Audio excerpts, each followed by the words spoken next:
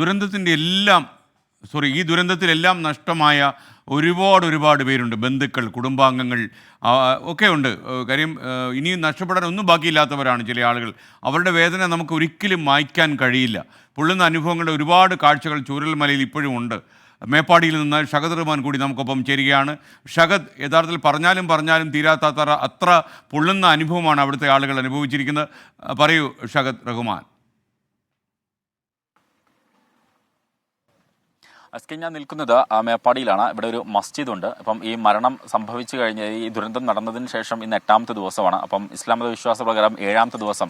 അപ്പം അവരുടെ ഈ കബറിടങ്ങളിലൊക്കെ പോയി സന്ദർശനം നടത്തുക, സിയാർത്ത് നടത്തുക എന്ന് പറയും. അപ്പം അത് നടത്തുന്ന ഒരു ദിവസം കൂടിയാണ് ഇന്ന്. കാരണം 7 ദിവസം പിന്നിട്ടിരിക്കുന്നു. അപ്പം അത്തരത്തിൽ കുടുംബാംഗങ്ങളൊക്കെ ഈ പിരിഞ്ഞു പോയ ആളുകളെ സിയാർത്ത് നടത്തുന്ന ഒരു ദിവസം കൂടിയാണ്. അപ്പം നമുക്ക് അത്തരത്തിൽ ഒരാളാണ് ഇന്നിപ്പോൾ നമുക്കൊപ്പം ഉള്ളത്. ഇപ്പം ഇക്കൻ്റെ പേരെങ്ങനെയായിരുന്നു?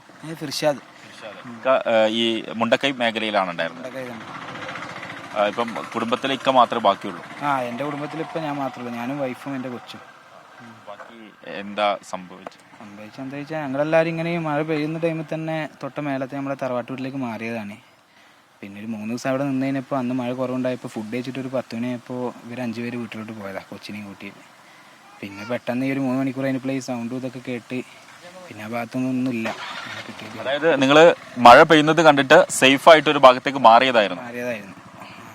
പിന്നെ അവിടുന്ന് ഇവർ ഫുഡ് കഴിച്ചിട്ട് ഞാൻ പറഞ്ഞാൽ ഇങ്ങനെ പോയതാണ്, സ്വന്തം വീട്ടിലേക്ക് തന്നെ പോയതാണ്. വീടും പോകില്ല എന്ന് വിചാരിച്ചാൽ പുഴക്ക് കുറച്ച് ഇപ്പുറമൊക്കെ ആയിരുന്നു.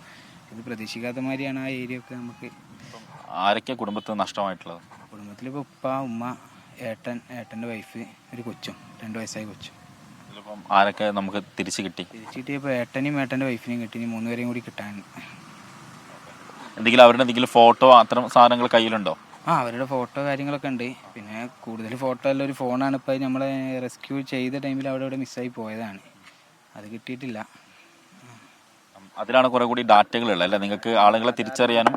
അത് നമ്മളെ വീട് ഫാമിലി ഇപ്പോൾ ബാക്കി ഇപ്പോൾ ഫോണിന് വേണ്ടിയല്ല, അതിൽ നമ്മളെ ഓർമ്മകൾ ഇപ്പോൾ കുറച്ച് ബാക്കിയുണ്ട്.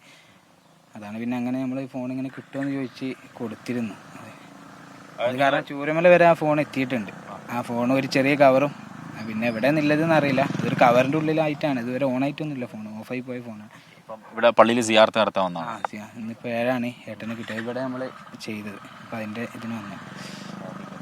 ശരിക്കും വന്ന് നിങ്ങളെല്ലാവരും കൂടി ഒരുമിച്ച് ഒരു വീട്ടിലേക്ക് മാറുകയല്ലേ ചെയ്തത്? എന്താ ചെയ്തത് ശരിക്കും? ഞങ്ങൾ അതിൻ്റെ 3 ദിവസം മുന്നേ ഒരു ചെറിയ പൊട്ടലല്ല, ഒരു കലക്ക് പോലെ വന്നിരുന്നു, വെള്ളമൊക്കെ കൂടിയിട്ട്. അപ്പോൾ ഞങ്ങളെല്ലാവരും ആ വീട്ടിൽ, ഞങ്ങൾ മാത്രമല്ല, ഞങ്ങളെ തൊട്ടടുത്ത വീട്ടിൽ എല്ലാവരും സേഫായ സ്ഥലങ്ങളിലേക്ക് മാറിയിട്ടുണ്ട്.